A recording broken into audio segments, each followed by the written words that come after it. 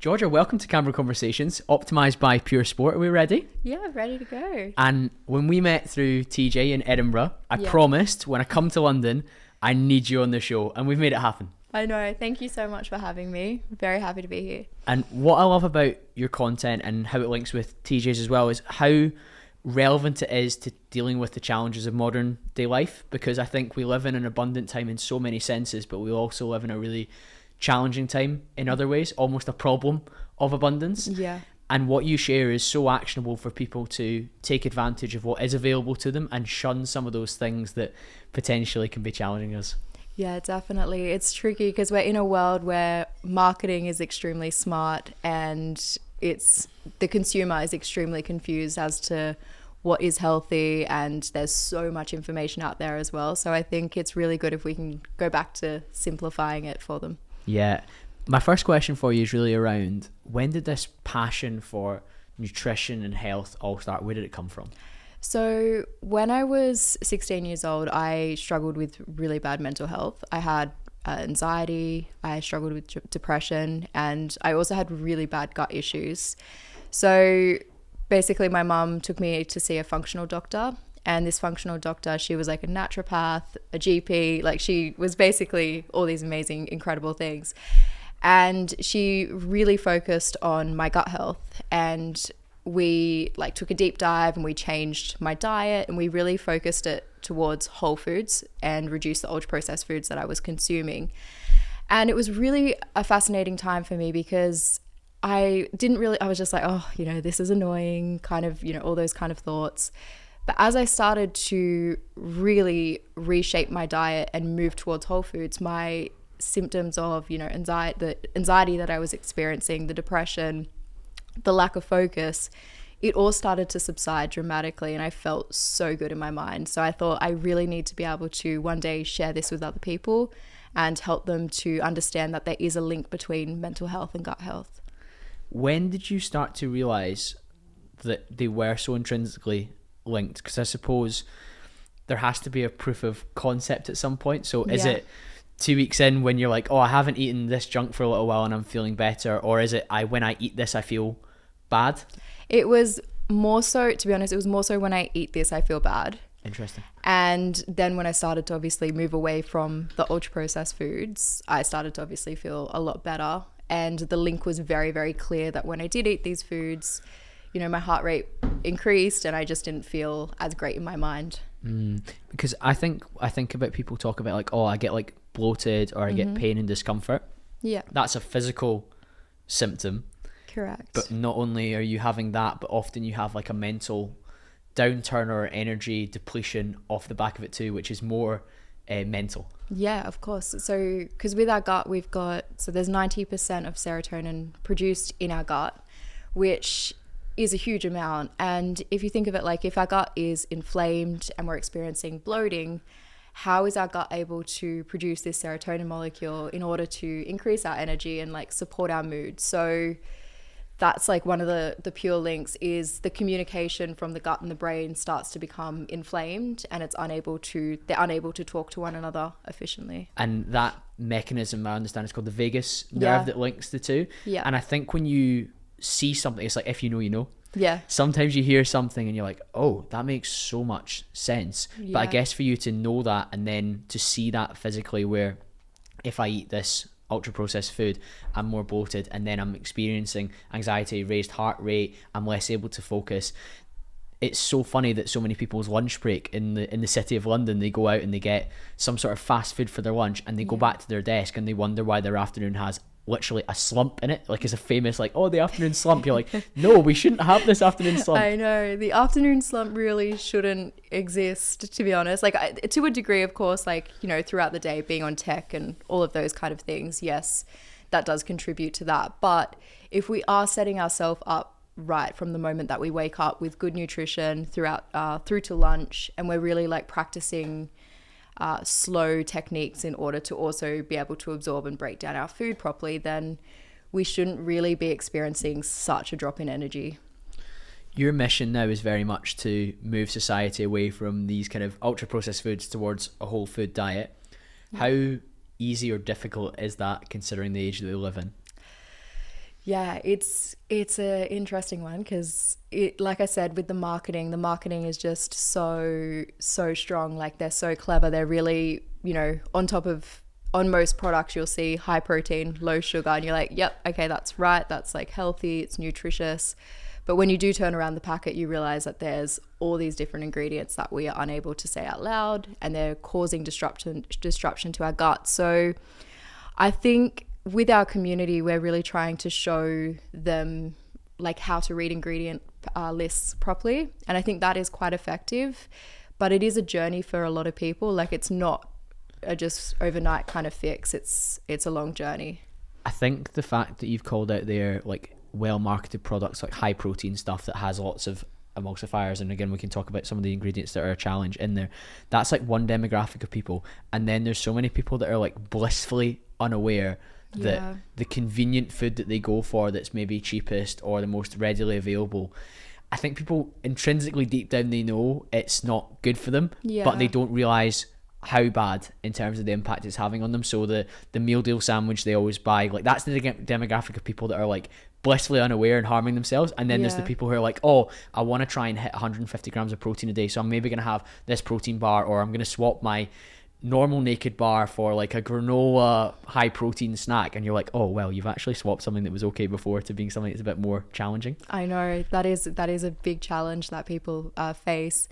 I think one of the things that we do as well at the Dose Lab to help people is all of our recipes that we provide them with are very fast recipes. So they're not like recipes where they take the person an hour to make, and just giving them alternatives, so foods that they can implement into their life. Because the hard thing is as well is when you're told you can't eat this, you can't eat that, you can't eat this, it's like, okay, then what do I eat? And it's just educating people on what to implement. Yeah, convenience is king, but it's also a killer. Yeah. So if I can go to Tesco and pick up this meal deal, and then again, we actually had a funny chat with TJ about the thing he had on the train on the way up to Edinburgh to see us, and he'd been eating really clean. He looked in the back and he had this chicken wrap and it had like 80 ingredients, and you're like, why is this the case? It's like it's meant to be bread and chicken, like what is going on here? Yeah. And that is a huge challenge. Are there any things that people should look out for on the back that they like should be more cautious of? Yeah, so definitely if you see a tuna and egg sandwich an egg and mayo sandwich, for example, you really just want it to have like flour, egg, mayo, etc. But majority of the time we've got emulsifiers, additives. I saw in another one recently there was also palm fat that was added into the back of an egg mayo sandwich. So the problem with these ingredients is people might think, oh, that's quite extreme to not, do you know what I mean? But it's accumulation. So if you're having that sandwich, but then you go home and you have a sauce with all these different emulsifiers in it, and then your chocolate at night also has the emulsifiers in it, it's an accumulation, and that's what's causing disruption to our gut. It's not the one-off treat, but it's continuing to consume. That's such a good point. And I think when you say like people are like, oh, that's extreme to avoid that, we didn't have to avoid it that long ago because of the way the food system has gone, and we can put our tinfoil hats on if we need to. There has been an element of addition of these things so that these big food companies can make more profit, that they can produce things faster, that they can last longer and have a longer shelf life, they can be shipped across the world, we can have food out of season. Oh, that's a good thing. But it's causing a challenge where people didn't have to be as conscious with what they eat previously as they do now because of what's readily available. Yeah, no, that's a very, definitely. So like I think it's been the last 40 years, the tobacco industry, I don't know if you know this point, but the tobacco industry, it came out that cigarettes were causing harm to people, and there was a lawsuit that came out. And after this had happened, they had actually taken a different turn, and they had purchased General Foods, which owns companies like Kraft Foods. So ultra processed foods have only been innovated in like the last, short period of time. So our grandparents, for instance, when they were growing up, they weren't consuming what we are consuming today. These days, it feels like every brand is shouting about how supplements are the answer to everything and all your problems. Before you jump on the latest wellness trend, it's worth remembering the foundations and basics come first.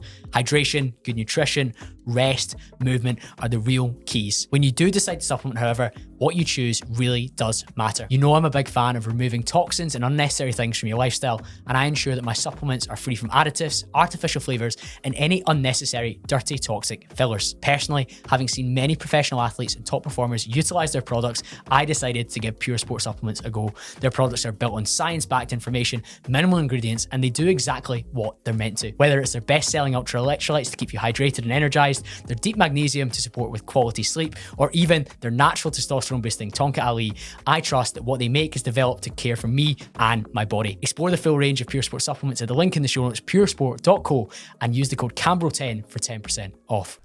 My first interview today in the studio was with Ollie Patrick, who has a podcast called The Energy Equation. Yeah. And we were talking about magnesium and how most people are deficient in it nowadays, and you can supplement through the likes of Pure Sport, who have sports today's episode. It's funny that the foods that we used to eat, like leafy greens or whole grains or even like some fruits that had magnesium in them, have less than before because of the degradation of our soil as well. So not only are people adding in more to our foods to fill them out, make them cheaper to produce and make them more profitable to sell, but the foods that we get from the ground and from the soil are also not as of high quality as they were previously, so we're getting less nutrients. So it's like a double battle. It's a really tricky, really tricky thing to look at and to navigate. And I guess as well that goes into like always, well, not always, but occasionally if you are struggling with particular things, it is always good to go and see then a practitioner and see if you are deficient in particular nutrients, because it sometimes can just be a simple fix with a nutrient deficiency that can really help to change around, you know, whatever the problem you're facing with. What are some of the signs of poor gut health that we can look out for? Because you realized quickly that you needed to heal your gut to heal your mind. Yeah. Some people might be listening to this and be like, oh, well, I never thought there was a link. Like maybe my gut's got issues. So some of the symptoms that you may face if your gut isn't in a good health state are things like eczema, skin issues, acne, and bloating, problems with your stools as well. That's another really clear indication that I feel that's such a topic that people tiptoe around, but when it comes to stool, like what should people be thinking about? So if they have a look at the Bristol chart, if you type in the Bristol chart on Google, you want to be at number 4. That's a clear indication that you have a healthy gut.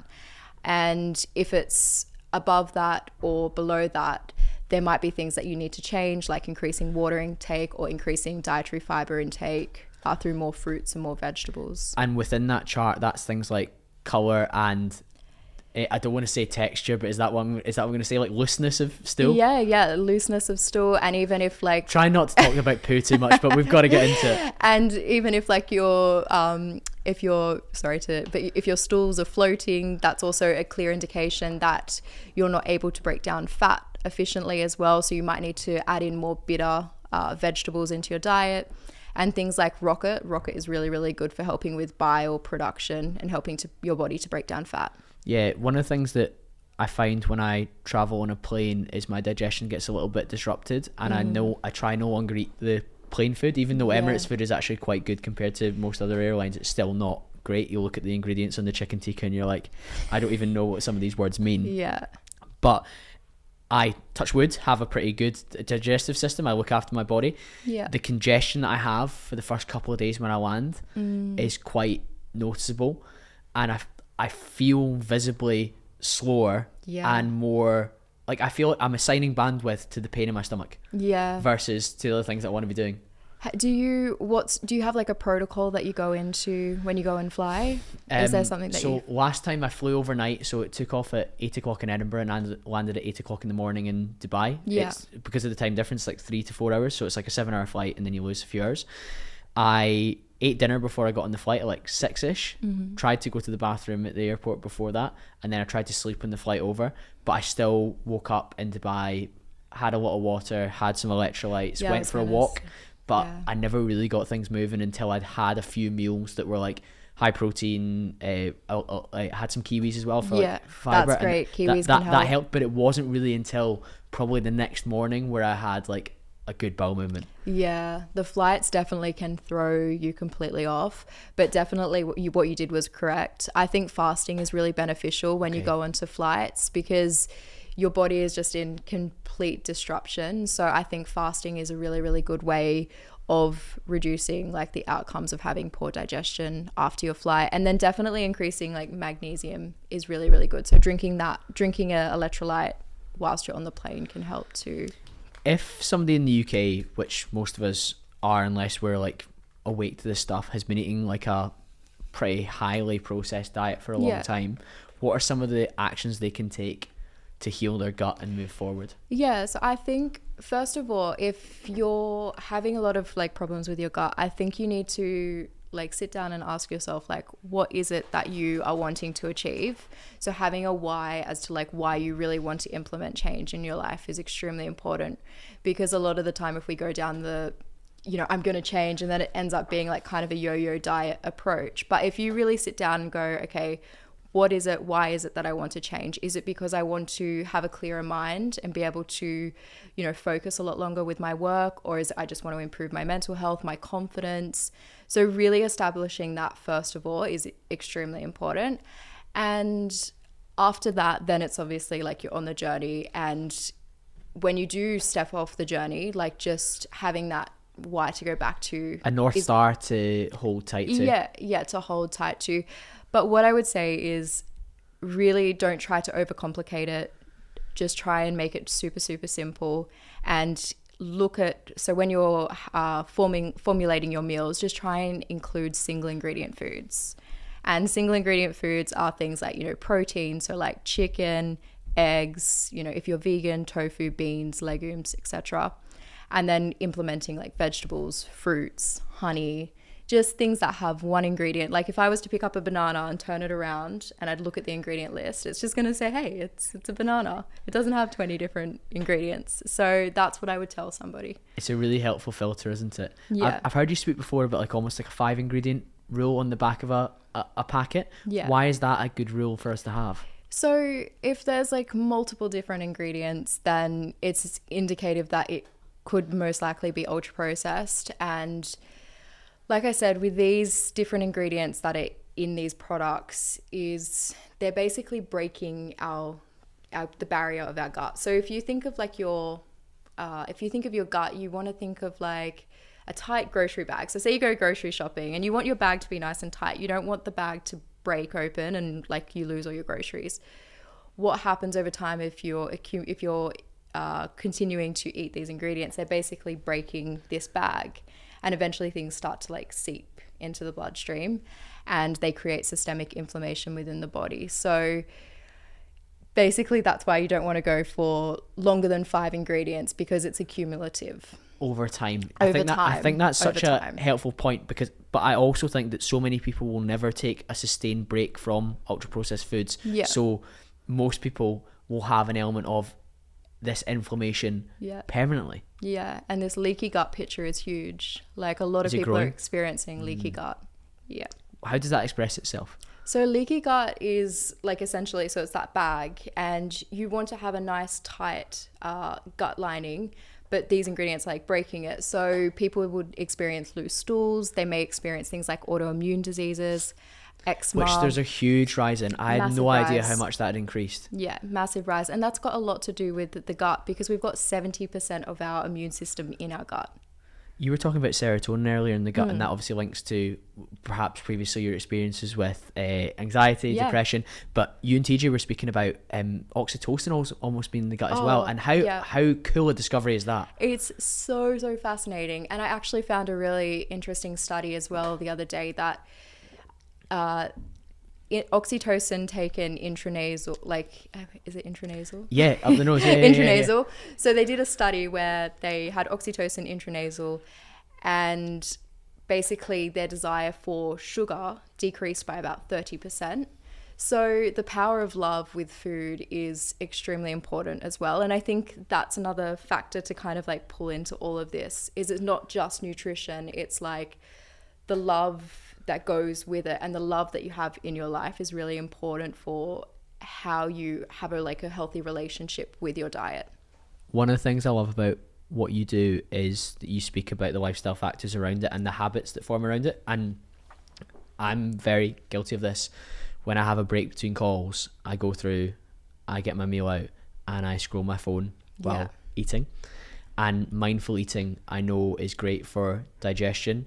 And I imagine, pseudoscience from me, bro science from me, I reckon oxytocin will probably get released if I'm a bit more present with the meal that I'm having. Definitely. Because previously, eating dinner with your family was a bit of a ceremonial routine where love was exchanged. From a religious household, you would have said prayers or grace before you ate, and it becomes something that's a bit more deep than just, can I wolf down this protein bar and rice cakes before I get back to my next call. Literally. And that's a really important practice that we really try to encourage in the Dose Lab, is when you have your meal, it's really important if you can just take literally 5 to 10 minutes and sit away from your desk and create a space where it's just you and your food, really engage all your senses. So like actually properly look at the food and have like a little prayer in your mind and express some sort of gratitude towards the food that you're about to eat. And what I like to tell people as well is, like, imagine you were in the forest and you're looking for food and this bowl just decides to turn up. Like, how amazing would that be? So that really helps us to connect with our food, and then therefore it's going to put us into a rest and digest state, and we're going to be able to break down our food. I knew there'd be science behind it. It wouldn't just, like, again, I love and I've become much more spiritual over the last 4 or 5 years doing the podcast. I get to speak to people who lean into that and are far happier than the people that are walking around miserable all day.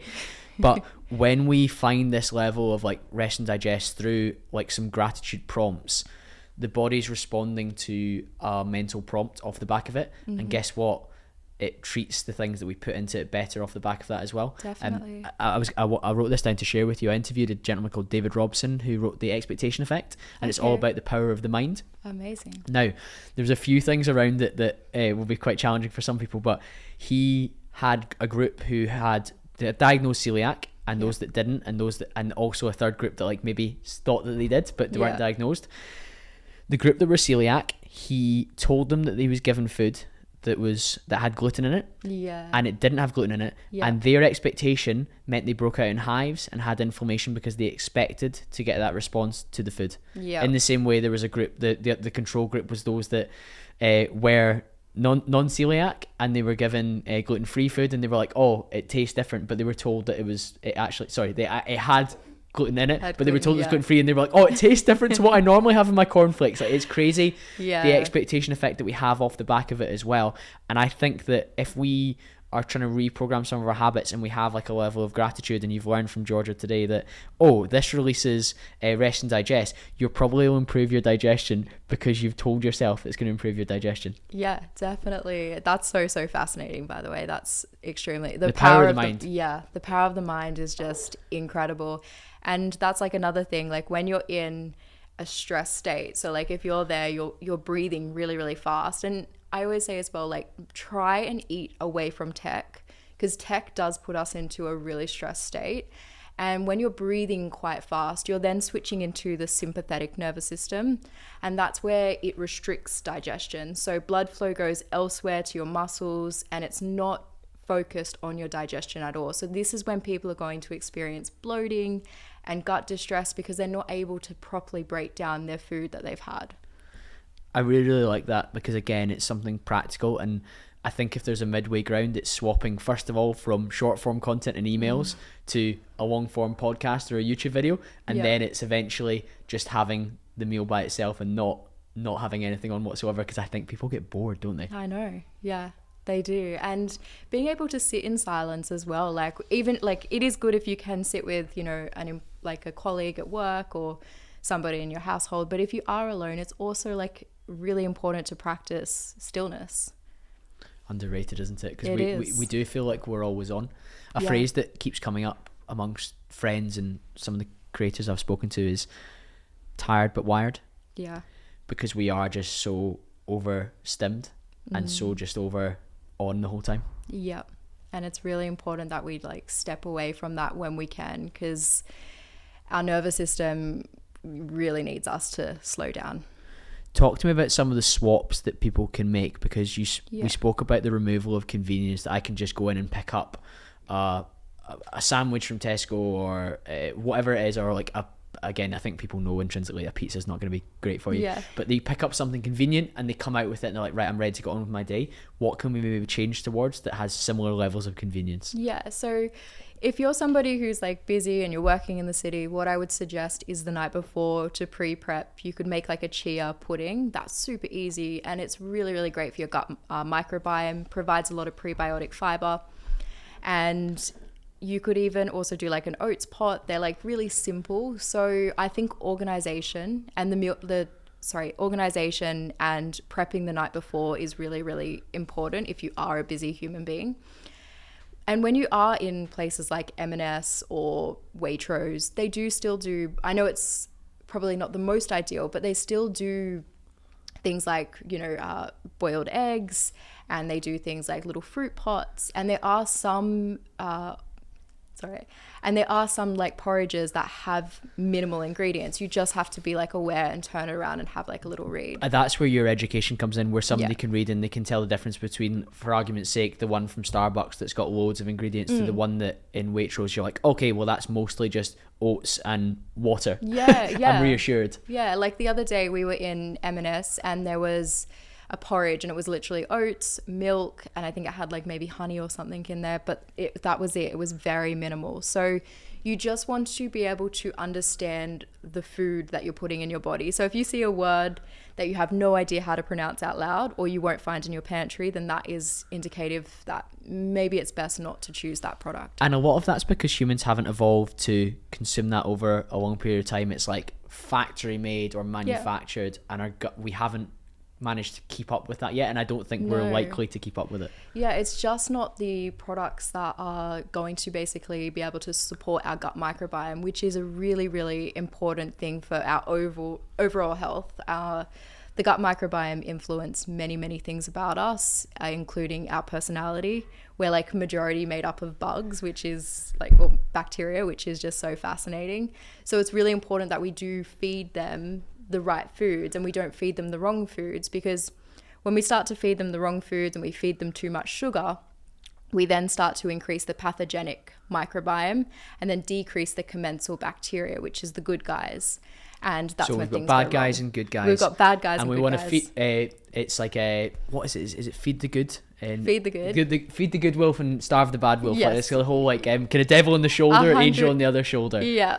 So we want to do that. What are some of the things that feed the good gut microbiome? Yeah, so you want to incorporate like lots of prebiotic rich foods. They feed the gut microbiome, the good guys, and that's things like onions, garlic, oats, whole grains. It's funny you say onions and garlic, because some people find that irritable in their stomach, don't they? That's true, and some people might be sensitive to that, and that might mean that they've got a lot of work to do with their gut. And interesting. So don't walk before you can run. Exactly. Try and heal it in other ways, and then maybe we get you graduate to garlic. Yeah, you graduate eventually up there. Yeah, definitely. And then you also, the other important thing, so you've got your prebiotics, but you also want to feed them your probiotics. Okay. So this is like your bacteria. So you want to feed them things like kefir. You want to also feed them things like kimchi, sauerkraut, fermented yogurt, all that kind of stuff. Okay. That's going to help them too. Nice. We've seen a huge rise in the likes of like a carnivore diet, and a lot of podcasters are talking about carnivore plus fruit, so like fruit and berries basically. Yeah. And some of them are seeing anecdotally great results, both physically in terms of how they look, but also in terms of their mental clarity, kind of linked with some fasting as well, I believe, which I'm sure we can speak about as well. Yeah. What do you think is going on there? That's a really interesting thing, and I'm still like an interesting diet, and I'm still not 100% sure, to be honest. I think for some people, yes, they can definitely thrive on carnivore, but I also think for some, no. I think that nutrition is extremely individualized as well, and I think that what works for one person, may not work for somebody else. So I do know that a lot of autoimmune conditions are thriving with this carnivore type diet. And that could also be linked to the reduced amount of oxalates and things like that they're consuming.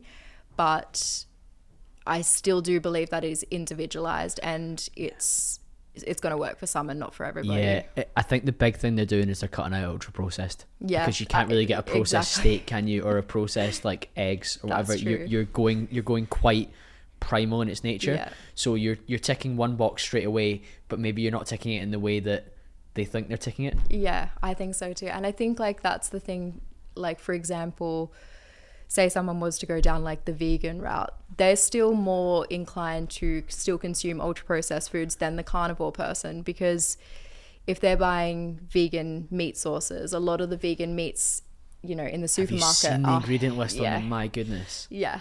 I also Not so think, good. without getting my conspiratorial hat on, I think a lot of men that eat a lot of soy are softer, more effeminate, and they lower their testosterone. Yeah. And that's a concern. That is a concern. And there's also like the link as well with too many carbohydrates, too much sugar, in terms of increasing adipose tissue. Adipose tissue also produces estrogen, so that's like another little rabbit hole. So by getting fatter and having more adipose tissue, you're tanking your test and making yourself more estrogenic. Yeah, so you're reducing your testosterone. So yeah, I know. Oh, not good. I know. So that's great from like a prebiotic, a probiotic perspective. Is there anything else that, like, as a food, I don't want to say superfood, but are great to include in our diet? I love berries. I think berries are incredible for humans, and they're really, really important for our cognition as well. There's been lots of studies to show that they really help to reduce oxidative stress within the brain. So that's a really important one that people could, like a very simple thing that people could start adding more into their diet, and you can add them into your chia pots. They're super, super delicious. Other things that you could implement, definitely making sure that your protein is high enough. I really do think that humans are meant to eat like a lot of protein, and I think a lot of us thrive off eating a lot of protein because that's also providing us with the amino acids in order to make our neurotransmitters, to improve our focus, our mental health, etc. I think that eggs are a absolute powerhouse. I think that that's one thing that has been demonized over the years, and it's been a strange one. That whole cholesterol conversation is an interesting one, isn't it? And people are still scared to eat eggs. I still occasionally, I put up a post the other day actually, or like a story, and it was about how eggs are so amazing, and I had a lot of responses from it saying, oh, but you know, the cholesterol, like, are they bad to give my kids, all this kind of stuff. And the problem with harming, like, the problem with cholesterol is actually the sugar. So the sugar is what is actually no good. It's not the eggs. That's so interesting. People just associate it with one thing, but actually it was something else. Yeah. Yeah. If you're new to the podcast, make sure you've hit the subscribe or the follow button on whatever platform you're listening on, so I can keep getting fantastic guests just like this one. I find like the whole conversation around low fat was so popular for such a long period of time, and I guess carnivores kind of swung the pendulum back towards like, I want to eat high fats. Yeah. But there's definitely some sort of middle ground, not to be sat on the fence, but let's incorporate some of these foods and not be afraid of the fact that the egg yolk has X number of grams of fat. Yeah, and that's the important thing, is like our hormones are made off these fats as well. So if we're like reducing the amount of fat intake that we're having, we're also like interrupting our hormone metabolism and how hormones are produced. Yeah, something that you were talking about on Instagram the other day that I replied to your story, I was like, we need to talk about this, was some of the habits you have in the morning to set you up for a good day of eating well. What are some of those? So first off, I definitely start the day with effort, and that is extremely important for getting like your dopamine going. So I do like to do hard things in the morning. That's like, first of all, I will always make the bed straight away and then go do the brushing the teeth, the really boring stuff, which I often get in trouble with because I hate spending 2 minutes there, but you know, you have to do it. And I love running in the morning. I feel like running or a workout in the morning is like, that is my optimal time, because it just gets everything going and it really helps me to focus throughout the day. I also make sure that I'm not on social media until at least 10 o'clock in the morning. And because we have it for work, like I do have to like go on occasionally, but I only go on 3 times a day. But anyways, reducing phone and social media intake in the morning is extremely important, and stepping outside and actually getting proper sunlight, because when we're seeing sunlight in the morning, it's regulating our hormones, and that is really important. A lot of people are going straight to the screens and it's disrupting our hormonal health in that way as well.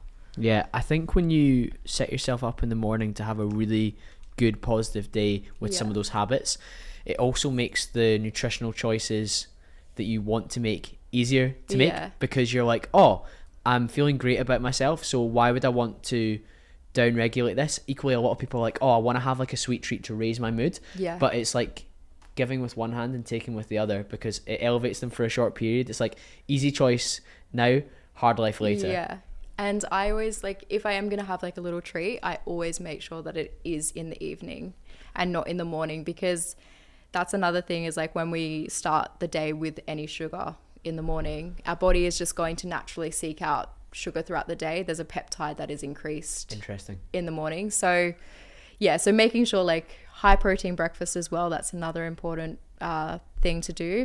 And I actually do like doing the cold showers, because I'm like, if this is as hard as it gets, then it's okay. It sets the level for the day, isn't it? Yeah. So you run your cold shower and high protein breakfast, and then you're like, I'm feeling good. Oh, amazing. And when it comes to like getting your gut ready to actually have food, is there any things that you typically do to prime it? Because I know that's something that can be important. Yeah, definitely. So I did miss one thing. I do a meditation practice in the morning as well, which I think really does help with this. Definitely gets you into a parasympathetic nervous system again. And I also do a prayer afterwards, so that, you know, increasing gratitude throughout the day. Is that a religious prayer? It is a religious prayer. Yeah, I do. Have you become more into your faith in recent years? Yeah, I would definitely say, definitely. I do pray to God, and I always pray for, you know, the people that are unhealthy right now. And I pray for, I have somebody in my life at the moment who's not like very well, so I pray for them. And then I also say to God that I'm always going to help to contribute and help people to live a healthy life. And that's your mission, isn't it? That's my mission. And I always like say that I'm extremely grateful for all the amazing things, and I list a whole lot of things, and that's how I start my day. I think a lot more people are waking up to their faith, or at least increasing their faith in recent years. I think when the world is quite crazy around you, it's valuable to have something bigger than you. I'm still exploring that. I have been for probably like 18 months to 2 years, I thinking more and more about it. But I have two friends that would class themselves as born again Christians, and one of them was incredibly financially successful at a very young age, having come from nothing, and almost didn't feel worthy of the money he was earning. And now that he feels smaller because of the greatness of God and the universe outside him, he's much more content.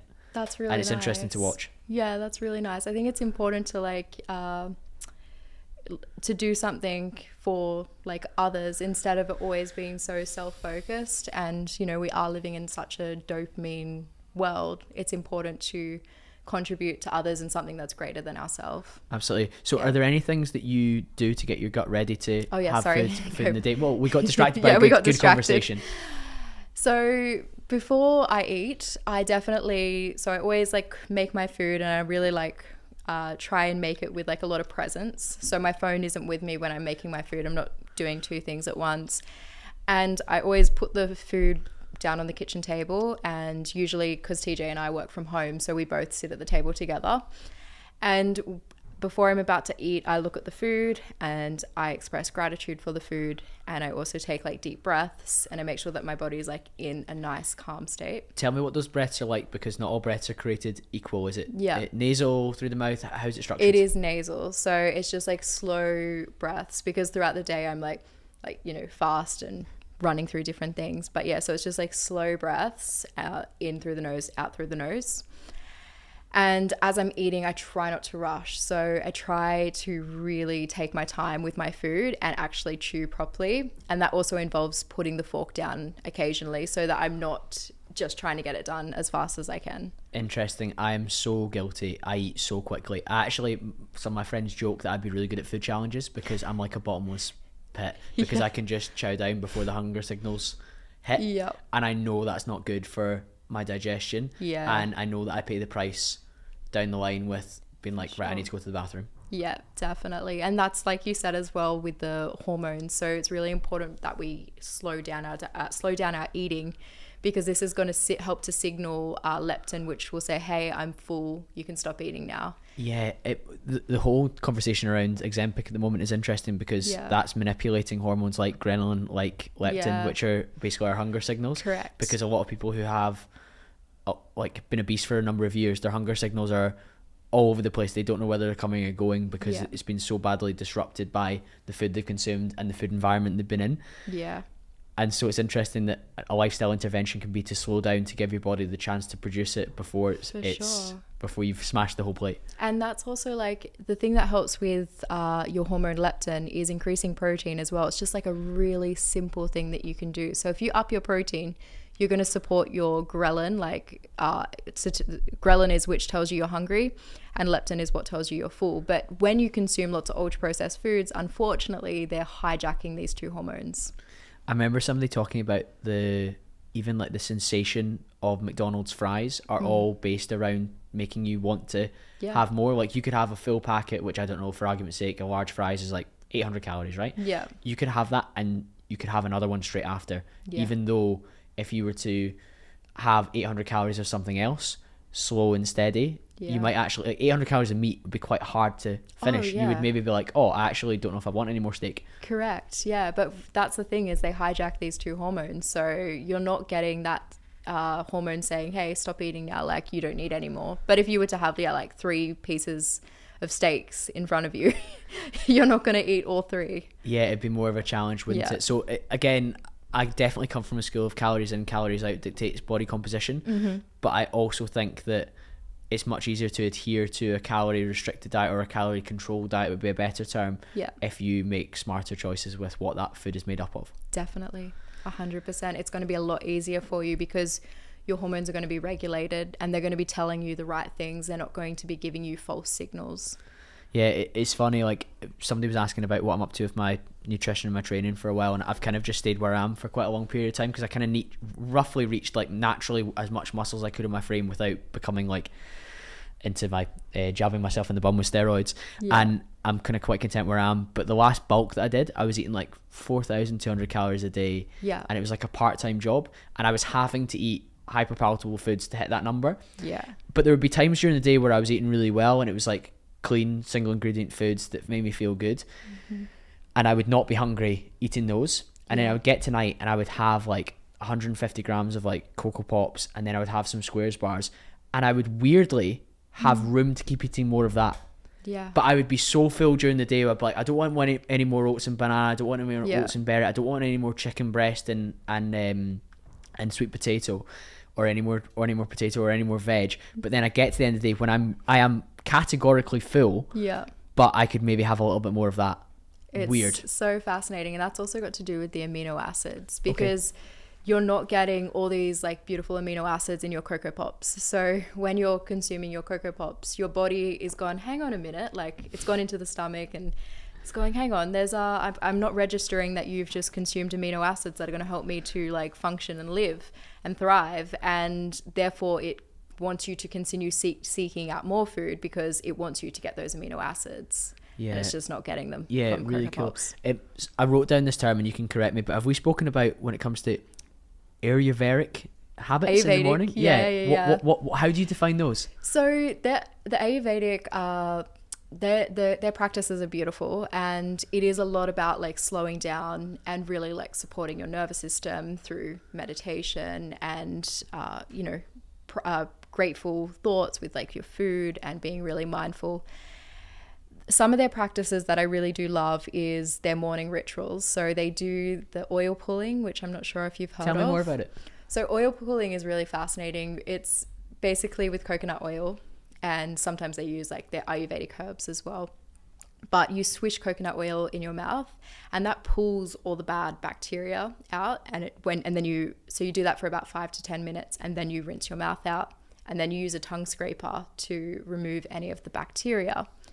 And basically overnight your body is detoxifying. So doing this practice in the morning is reducing all this bacteria, and our oral microbiome is really important for our gut health.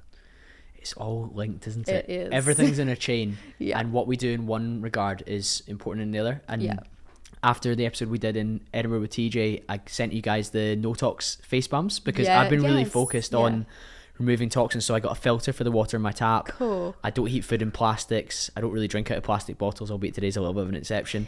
I try and minimize ultra processed foods, but I realized that my skin was my biggest organ, and I was putting on aftershaves and moisturizers and body balms that had these huge ingredient lists that I was really concerned about. Yeah, it's so, health is just so holistic, because you're right, what we do put on our skin is really, really important. And the tallow balm is amazing. And I actually have, well, both of us have been using it, but yeah, feel amazing. 4 ingredients as well. It's literally 4 ingredients. And then if you look at the other, there's a great app called Yucca. I don't know if you've heard of Yucca. Yeah, you can scan things, can't you? Yeah, but Yucca's really good for people getting started, because they can start to kind of understand like what is a good product and what's not really a great product. But scanning through like your skincare is just scary stuff. Yeah, it's an eye opener. Do you think it's worse for girls because typically they wear Definitely more skin products? Like you're very natural, but even then there'll be something that you've worn in the past that you're like, oh, I wish I hadn't worn that. Yeah, definitely. And that, I would probably say fake tan would be my thing in the past that I used to use a lot, like quite a bit. But we're coming to realize that a lot of these are microplastics that are in all these products are just, they're causing a lot of harm to like reproduction. And they also mimic estrogen as well, because they have a similar structure. So that's another problem. Well, one of my friends, she'll remain nameless, she spoke to me about bloating. Yeah. And she was thinking that some of the estrogenic products she's taking on board through her skin, through spraying on herself, like body sprays and stuff like that, were contributing to her being a little bit swollen. Yeah, definitely. And you think about like under here, like under your arms, you've got your lymph nodes. And our lymphatic system is really important for clearing out, toxins that aren't meant to be in our body. And if we're spraying deodorant right underneath, like into our lymph nodes, like that isn't a healthy practice. So have you found a good swap naturally for that? I have. I've found a product called Wild, and they seem to be quite good. To be honest, if I'm honest, I don't really sweat so much. So I do like use deodorant when I'm like going out and stuff. But if I'm at home, I don't usually put deodorant on, and I find that my body has kind of become quite regulated, and I don't smell, at least I hope I don't. Yeah, that's a really good point though. We become used to what we get stimulated by. Yeah. So if you're continually adding it, your body almost feels, in the same way, it's quite funny, like you see tennis players, they wipe their head between sets and immediately the sweat rebeads. Yeah. One of my friends is a boxer who's been on the podcast, Nathaniel Collins, and when he's cutting weight for a fight, he'll sit in the sauna and his girlfriend or a friend will scrape him with a credit card, and it means that the sweat rebeads quicker and quicker and quicker. Now that's a horrible way to cut weight, but in the same way, if we're constantly spraying or adding a roll-on under our arm, our underarm realizes we're doing it, so it compensates for it. Yeah, it's not good to be spraying stuff under there. I think people will be on board with swapping from ultra processed foods to far more processed foods. We're talking about some of the other toxins you can remove. Are there any other things that you've made swaps on that's made you feel healthier or improve your longevity? I would say definitely like the plastic, like you mentioned. That's one thing that I'm really conscious of. So in our kitchen, I do try to cook with like wooden utensils or stainless steel. That's another thing. I found how bad the non-stick pans are for you. I know, my mum was awake to that first, which is crazy because normally my brother and I are the one that are telling mum about things to make swaps on, but non-stick, that reached the mainstream media about how it's cancerogenic. Yeah, non-stick pans are not good. And what are you using as your stainless steel? Okay, but as a cooking oil or whatever, or what's going olive oil. So I like to cook in olive oil or butter or coconut oil, because they don't oxidize at high temperatures, whereas your vegetable oils do. And what other oils? Yeah, vegetable oils and extra virgin olive oil. Like rapeseed and stuff. Yeah, you don't want to be cooking with that. Okay, cool. So those are some of the swaps you made in the kitchen. Yeah. Anything else, Georgia? Any other swaps? So I've got those swaps, and also like obviously like takeaway containers and things like that, or glass. And I even like, if anybody doesn't want to go out and purchase like, glass containers and things like that, I also reuse a lot of, like if I have a almond butter jar or if I have a honey jar, I literally use the glass. That's right. I see what you put your oat bowl or your chia pudding into. Yeah, I do. So I literally clean them out. We're upcycling as well. I know, it's so good. So I clean them out and then I've got like a new jar. So things like that, and also cleaning products like around the house. Bicarb soda and vinegar is really good to clean with. I really don't like cleaning with like cleaning products, industrial products. Yeah, they're not. My mum actually, it was really interesting when she was I think she was like 25 or something. she had chemical poisoning, and it was from cleaning with, I think it was Domestos, or Okay. I think it was one of those products. And ever since then, she's been using natural cleaning products. So my whole life she's been doing that, and she was who influenced me to not use chemical products. She was on it early as well. Yeah, she was. Yeah, I find it interesting that I started the show off talking about we live in this like world of like abundance and convenience like never before. Yeah. And life can be hard in many ways. Of but course. we're obviously having to opt out from stuff that in theory is making life easier, Yeah. but not better. Yeah, definitely. Big difference between easier and better. It is. There is. I really feel like if we can empower people with the knowledge and some of the swaps, it doesn't hurt as much to make the changes that we're encouraging, because it does sound daunting. Like that lunch that you've had for the last 3 years when you go into Tesco or Sainsbury's, that's not good for you, bro. And you're like, oh. But if you arm somebody with the knowledge to change that, then that's going to be so much better. Yeah, and just give them that alternative. Yeah, so. Yeah, and it is those alternatives, and it's those swaps. Definitely. I guess to on like a really practical level, are there any other swaps that are like chief of mind for you from when it comes to a food perspective that we haven't covered today? Food swaps. So definitely, like, I would say, yeah, swapping out like your protein bars for like protein snacks, eggs, cheese, things that are single ingredient foods.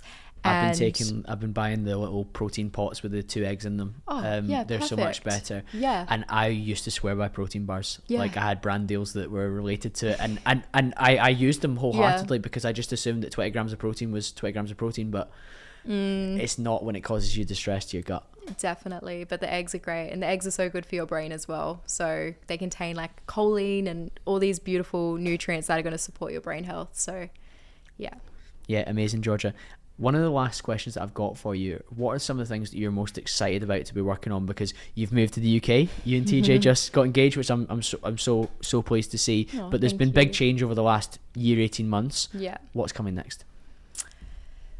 Ooh, I would say really focusing in on our membership. So we run the Dose Lab, and we have a beautiful community which we're teaching them about their brain chemicals, and we're teaching them about nutrition and how they can really live a purposeful life and move away from this high stimulated tech life. And I think it would be just, focusing really in on our community. Yeah. When it comes to doing all this stuff online, I know you'll have some like good habits around making sure that you separate work from maybe scrolling or doing things. What are some of those habits that you have? Sorry, do you mind? Yeah, what are some of those habits that you have to keep yourself from, obviously you've got all the stuff that you do online with Dose that means that you need to be on a computer or on a phone. Oh yeah. How do you separate those from kind of taking over? Yeah, so I try to use my laptop as much as I can, and I really don't use my phone that much, and that's a complete honest statement. I only go on Instagram maybe about 3 times a day. I actually don't consume content, and that sounds crazy because I used to love consuming content on Instagram. Yeah, I used to love it, like going through the reels and all that. But when you start like posting and creating content, you just kind of more post it and then you're like off the app. So I would say definitely using my computer, and I use my computer for Instagram because it's not as fun on the computer. It's You're quite not going boring. to end up in a story loop, are you? No. So TJ was speaking about DMs on there, and and it's got the functionality to voice note as well, so you can still be engaged with your audience, which is so important and valuable. Definitely. But I think I think just using the computer more for tech, and I also don't have data on my phone. Oh wow, Wi-Fi only. Which sounds mental. So if I leave the house, no one can contact me until I get Wi-Fi somewhere, and I don't mind it. That's cool. I had that when I was in Dubai, not last time but the time before, and it was quite good because in the taxi you immediately reach for your phone to entertain yourself. But I actually sat there and I was like, I'm having quite a lot of good ideas just driving along because I'm not consuming something else. Like I was having content ideas and guest ideas, and I was like, I should unplug more often. It's good because you can actually just like look and stare into the distance and just be and just like So it's quite nice. But I know it's not really, it's kind of, that's not really for everybody, but I guess it's like turning your notifications off and going on do not disturb is a useful practice. I've been using Opal, which is an app blocker for Instagram, because I post on Instagram and I post on TikTok, which is I don't know why I do it, but I do it. The clips are made. Hugo does an amazing job on the clips, so the clips need to go out, right? But my goodness, like I never get stuck on TikTok, but I get stuck on Instagram because I'm engaging with my friends' stuff or I'm replying stuff, and it feels good, but I block it between 9 a.m. and midday. That's good. Which is great because that's when I do the vast majority of my work for my sales role, and it means that I can be productive and I'm not distracted. And it's just having those boundaries. Yeah. And I think the more people like yourself, like myself, like whoever speak about these things, people become empowered to be like, oh, I should have some more digital boundaries than I have. Yeah, definitely. And the other digital boundary that I would like to implement is, having, so 10 a.m. is like the first time that I go on Instagram. Then there's 3 p.m. and 8 p.m. and they're the 3 time slots that I'm allowed on, and I'm only allowed on, like, to be honest, I go off within maybe a few minutes. I'm not on for long. Yeah, and having those checkpoints, you almost look forward to them. You do the business and then you move on. Yeah. Oh, that's so good. And you guys get so much done as well. Like, you guys are very active on the apps in terms of what you put out there, so it's not impacting your ability to grow your business and grow your brand, which people understand it's a necessary evil to have social to do so. Yeah, and I think as well with Instagram, what I'm starting to learn, because I'm only just like starting to kind of get into the whole, content world, I think it's more about quality over quantity, and really putting in time with your posts to really reach to get a good message out, to be able to help people, but not consuming too much and like going on the feed, not making sense, going on to Instagram too much. But like, if you just can step away from it and create like little bits that are, do you know what I'm? Yeah, I know exactly what you mean. Like the term that I'm getting is you want to be more the sniper rifle than the machine gun. Yeah. Because I see you guys post once a day on your story, and you post once a day on your grid sometimes as well, and it's always something that's really thought out. Yeah. Whereas I think we can be guilty as creators, and I fall into it quite often, of posting all day. Yeah. And it not being as created and as focused. Now, don't get me wrong, there's benefits to that for people getting to know you, but if we're focusing on value and growing the business and getting people to resonate, I do agree. And also, it's interesting, you don't consume lots. It means that you're maybe not influenced what to create. You create stuff that's for Georgia, not for, I saw this creator popped off doing this. Yeah, I think that's really, really true. And I think it's so important, because you always want to be like helping people with your message and what it is that you've come into the world to help people with, and not, taking on board somebody else's message. Yeah, it's like a concept called audience capture. Like, you see some other creator who is slightly similar to you, but not quite, doesn't have the exact same value set or exact same mission, and you're like, oh, her account's grown by like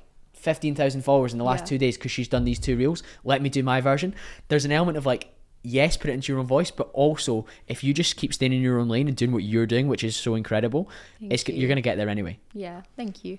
Well, Georgia, I've had tremendous fun. I hope you have as well. Thank you so much. If the listeners want to continue the conversation with you, where should they head towards? So if they want to go towards, they can go towards my Instagram page, which is Georgia Rose Farrar, or they can also go towards the Dose Lab, and that's where our community platform is. Beautiful stuff. What's the address for Dose Lab for me? So it's www.doselab.com, is that right? TheDoseLab.com. That'll be linked in the show notes anyway, not to worry. Georgia, thank you so much. Awesome. And thank you to the listener. I'll be back to speak to you again very, very soon.